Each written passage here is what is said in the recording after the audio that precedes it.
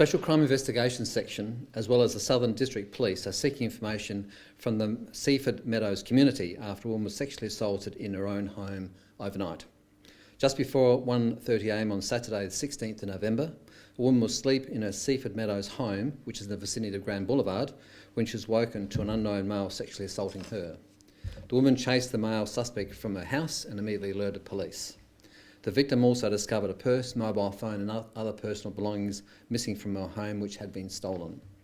A search of the area was conducted using a police patrol dog, but the suspect, who's described as about 170 centimetres tall, muscular build with short, thick hair, wearing a blue or black T-shirt, wasn't located.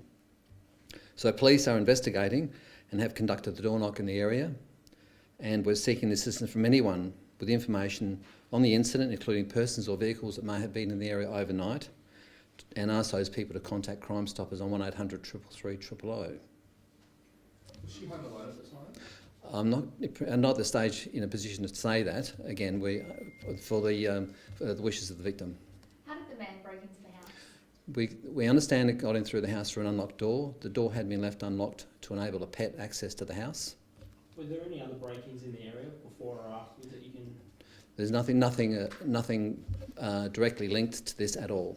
How sickening is this crime, and how serious do you guys treat these sorts of incidents? We treat this type of incident very, very seriously. This woman was in her house and she was asleep and the house was broken into. It's very disturbing, and of course, what makes it worse, the time of night, and that's why we're seeking the assistance from the public with any information that might assist, and that's really vital if we're trying to find out who was responsible. Can you explain what happened? She woke up and then she chased him out. Did he try to run off, or did she fight him off? It's not quite clear because the inquiries are still progressing at this stage, so it's still the early days of the investigation. But once she woke up, the assault ended and he chased him outside the house.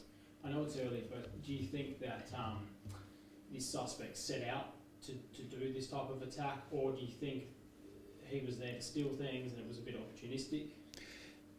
I don't have those answers for you. I wish I had, because it's again still early in the investigation. The victim doesn't know who the offender is, and that doesn't help us, but she's still helping with us as best she possibly can. She's very traumatised, and we're trying to get as much information from her and other information to help us leading to hopefully the arrest of the offender. How is the victim going? She's very traumatised, but she's been offered lots of support by by her family, friends, and of course the South Australia Police. And this is something that is obviously going to stay with her for a long time. No doubt. The trauma that is associated with this type of offending has often long-lasting effects psychologically, and sometimes emotionally, and of course physically as well.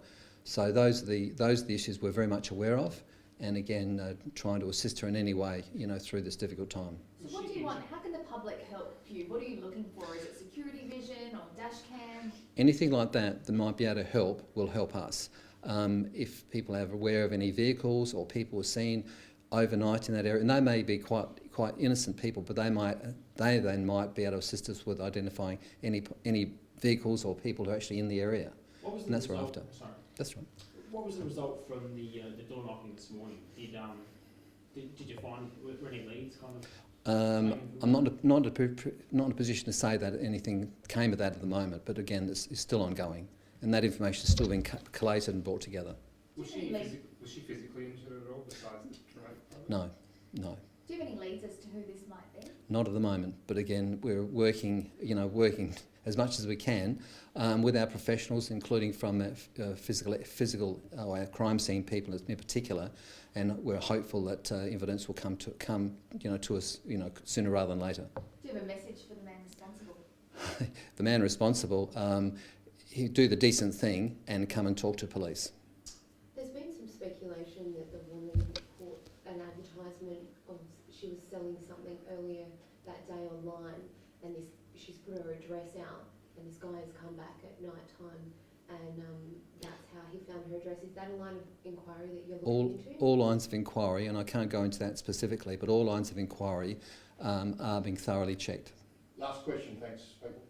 Forensic evidence been taken from the scene? All that has been taken care of, and that process is ongoing. Thank you. Ian, can we